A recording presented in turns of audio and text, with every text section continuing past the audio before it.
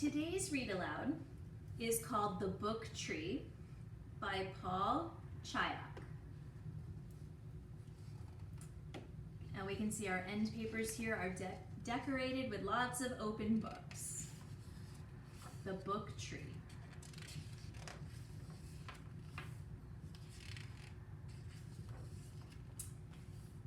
Nestled in the branches of a tree, Arlo opened his book and breathed in. Beginnings were always the best part. They smelled as if anything were possible. Bonk. I'm sorry, Mayor, I got lost in my book and it slipped. Preposterous. Books are dangerous. I don't trust them. They act like seeds, which grow into ideas, and ideas turn into questions. I will tell you what I need you to know. First, the mayor gathered every book in the library and then every book in the whole town. Then he tore them up until all that was left was a single page that floated away in a passing breeze. Arlo chased the page as it blew across town. It reminded him of a dandelion seed drifting on a wish. And when it landed, the muddy earth swallowed it, letter by letter, until it too was gone.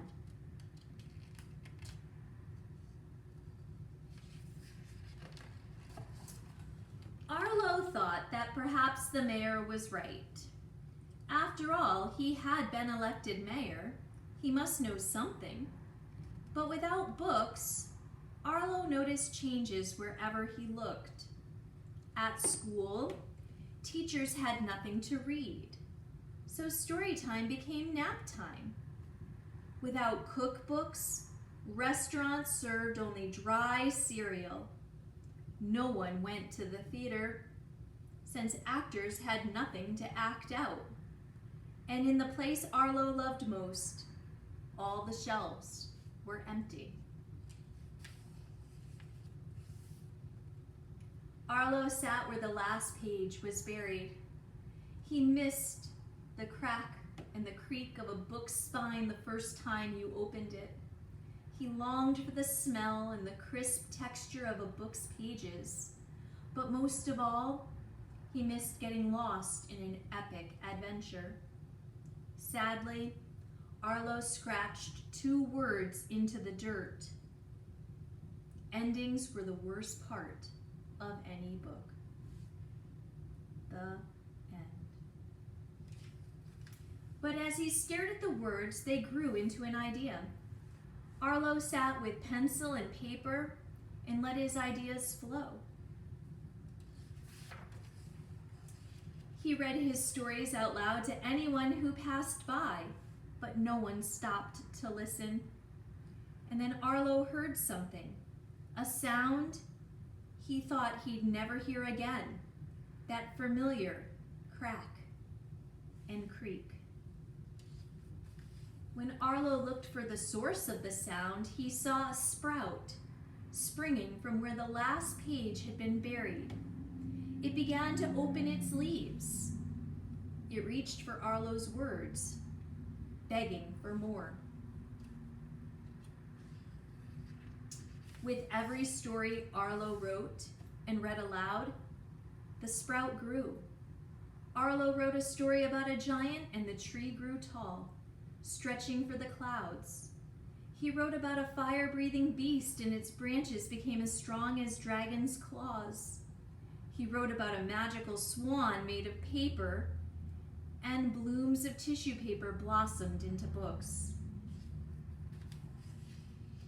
When the books were ripe, Arlo climbed into the branches of the book tree and breathed deeply, enjoying the fruits of his harvest. While Arlo read, a friend stopped under the tree. I'm bored. There's nothing to do. You could try reading, Arlo said. Is that a book? Yep, Here, I love this story, Arlo said, giving her a hand up into the tree, and the two shared a shady spot.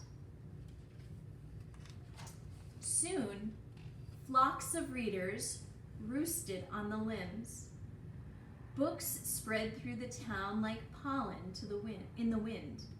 People grew hungry for reading again.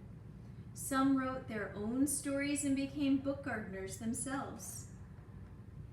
Fiery maples bloomed with picture books, willows wept with poetry, and fruit trees filled with cookbooks.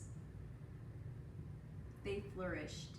As the trees grew, the town blossomed. The mayor, lost in his mayoral work, was oblivious to all the changes. That is, until a ripe book fell on his head. Bonk! The mayor kicked and stomped. Who planted these trees? You did, sir, Arlo said.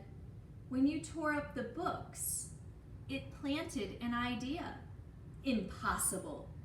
This is the second time my head is hurting because of a book. The trees have to be cut down. But we've become a town of books and stories. You can't cut them down. The mayor walked the streets of the town. He gorged himself at one of the 5-star restaurants. He caught a show in the park, and he lost himself in a story about a boy fishing for a whale in a puddle. Books did all of this? The mayor asked, astonished. No, Arlo said, as he handed the mayor a freshly picked story. The book was just the seed.